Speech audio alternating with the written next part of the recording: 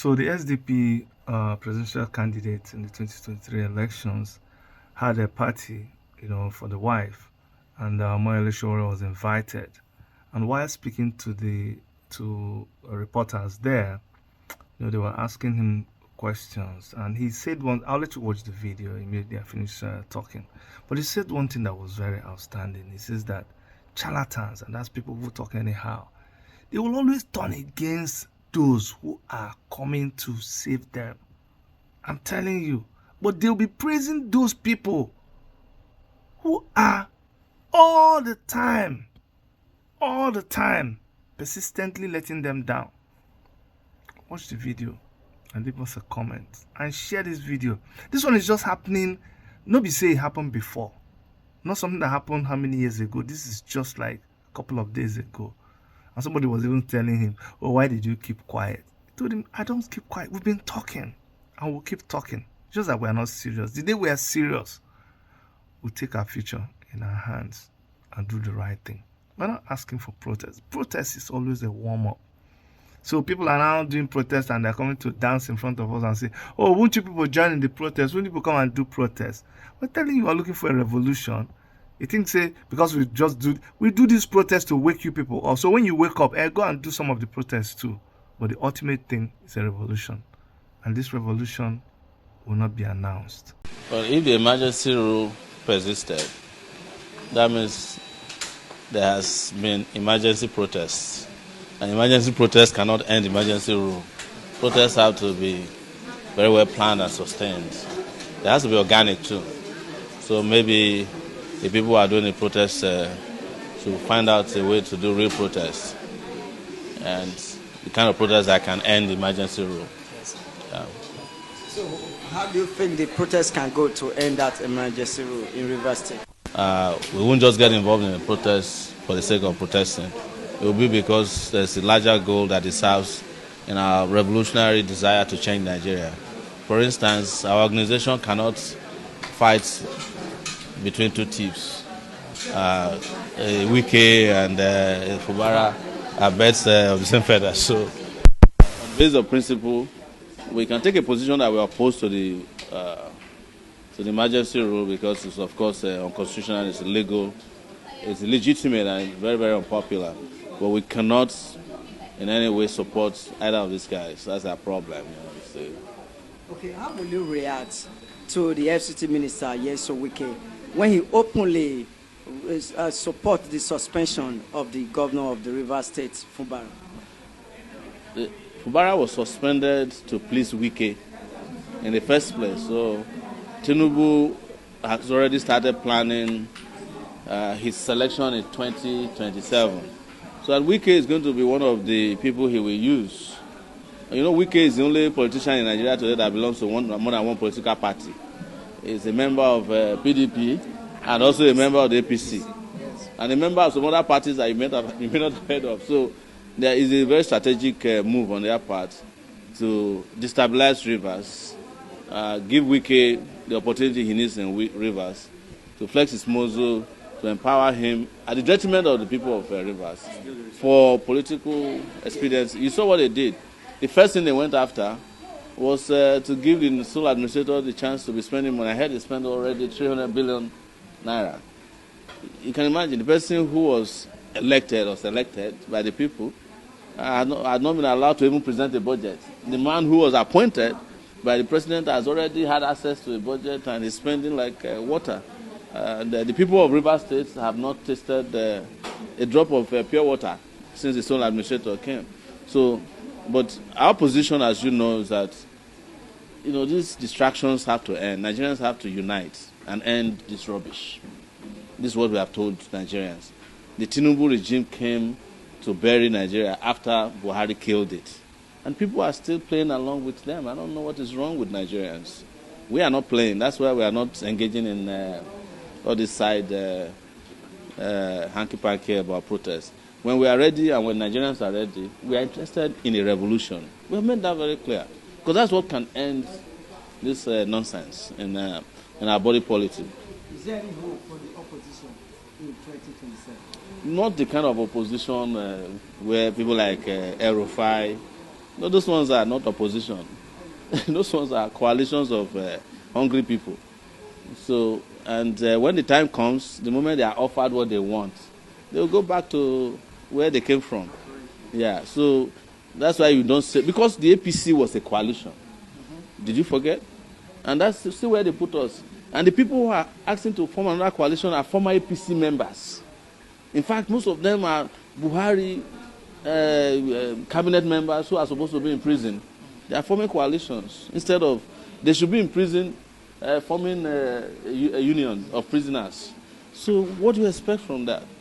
So, yes. The insecurity is rearing its ugly head again. Yes. We're having killings in parts of the country. But what solution would you prefer, or you prefer rather, to the federal government? I'm not in the business of advising any of these regimes. They have failed, and we have told the Nigerian people, you advise them, they don't listen to advice. They are not here to take your advice. They came here to take care of business, their own personal and private business. What would you do if you are in their position? If I was in their position at this time, there will not be Boko Haram anymore. There won't be bandits, because you have to solve the problem by attacking the root cause of the problem.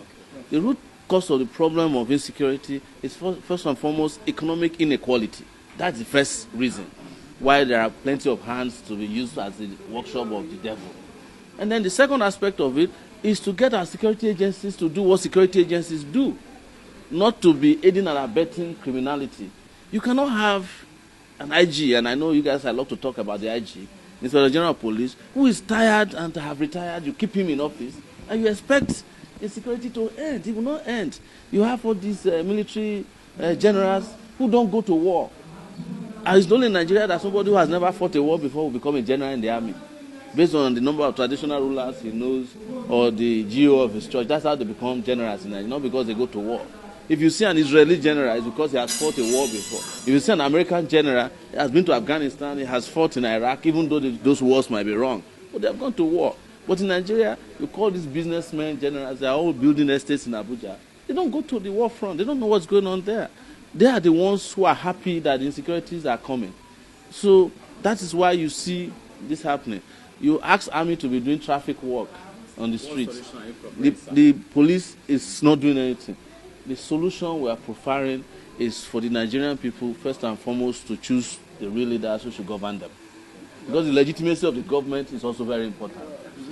For instance, it is the Nigerian government that goes to the southeast to go and militarize it. It's the Nigerian government that refused to release Nnamdi Kanu, something that would have solved a big problem. And then instead of releasing him, you go and put army in the east. Every kilometer in the east, there are army checkpoints. But after 100 kilometers in the north, you can't find the army. There was a man in Katsina who said there are only 5 guns in the local government in Katsina state. But why is it not the same in the southeast? So these things are deliberate. That's what I'm telling you. These are deliberate efforts on their part to undermine Nigeria. And I've said it very clearly. Those who are in power love the fact that they want to manage little territory, because that way they are not responsible for the territories. So they allow these issues to fester. But you cannot solve the problem without addressing the fundamental problem of leadership. Leadership is key in every sector. And most importantly, legitimate leadership is important. When you don't vote for people and they lord themselves over you, you don't respect them. Mr. Sowore, the president has been outside the country for the past 2 weeks. Are you seem to be quiet? Are you comfortable with this situation? I am not one of the people that is quiet. You can direct that question to people who went to Bekubana's party. No, I am not quiet. I still did a protest in front of the police headquarters last Monday. Some of you were there. I'm not quiet. You can accuse some other people in the party here who are ordering Amala. I'm not quiet. No, you cannot be quiet. And I can never be quiet. What implication is he having to country that our president is What we have told you is that you have not started listening to us yet. The president being outside the country is a small problem. You understand? The president never told you he will be in the country because he never campaigned to be president of Nigeria. It was INEC that imposed him on you. You understand? We told you when he was coming to office that the man is sick. Nobody listened to us. They even sang a song, Baba is sick and he's falling apart. Nobody listened to us. We told you that he's coming to govern Nigeria with his family. You didn't listen to us. Now that he's in power, you are calling him president. And now that he doesn't govern from Abuja, he's governing on WhatsApp. You are worried about it. Start listening to what we tell you, so that when the problem comes, you not keep asking us the same question over and over again. Okay, Mr. Sowore, yes. I want you to call a spade a spade. Yes. Before Tinubu, there was Buhari. Yes. Regarding security, he promised that the issue will be solved. Tinubu claimed the same thing, but the problem persists. How are we sure you will be different? I am different because I have prepared myself for over 35 years. 35 years that I have been fighting against insecurity, corruption. I'm one of the few people that have fought for democracy in this country. And I have told you before that the people who claim to be governing Nigeria now never fought for democracy. I was the one who told you that Tinubu was selling drugs. In Chicago in 1993, when we were fighting for democracy with Abiola here in Nigeria, they were in bed with Abacha, but pretending that they were fighting for democracy under Nadeko. I have said this, I've granted this interview in several places. How do you know who is different? It's the person who has been consistent. It's a person with character. It's a person you can trust, who you can close your eyes and go to bed and you know that the person will not betray you. You understand? Are you getting my point? You know, I used to make a joke with a friend of mine. In the last election, there are two of us whose name existed in the Bible. One of them was Peter. My name is Stephen. One betrayed Jesus 3 times. The other one was stoned by charlatans. The charlatans in this country keep stoning their saviors. That's the problem. That's the biggest problem. So we have prepared ourselves to get the country out of the woods. But as long as you give charlatans the opportunity to run your country, then you keep asking the same question all over and over and over again. Are you getting my point? Yes. Thank you.